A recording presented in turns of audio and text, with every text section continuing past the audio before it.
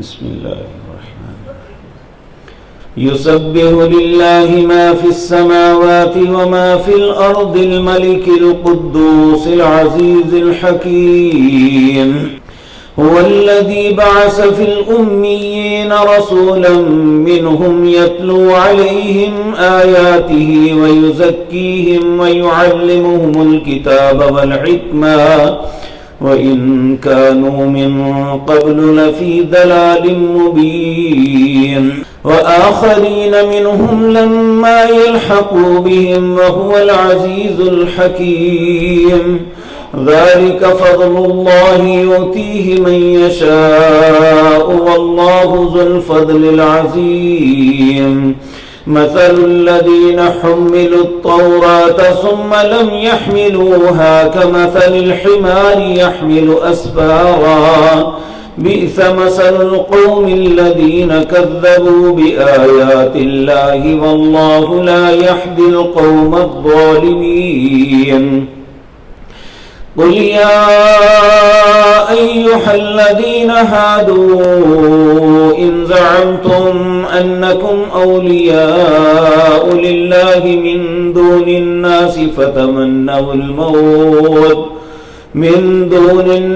فتمنوا الموت إن كنتم صادقين ولا يتمنونه أبدا بما قدمت أيديهم والله عليم بالظالمين.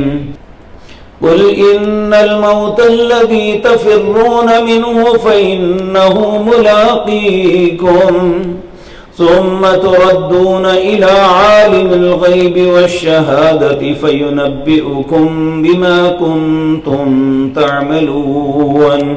يا أيها الذين آمنوا إذا نودي للصلاة من يوم الجمعة فاسعوا إلى ذكر الله وذروا البيع ذلكم خير لكم إن كنتم تعلمون.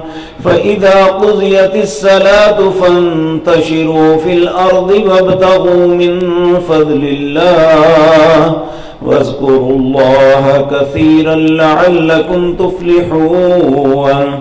وإذا رأوا تجارة أو لحوا انفضوا إليها وتركوك قائما. قل ما عند الله خير من اللحم ومن التجارة والله خير الرازقين.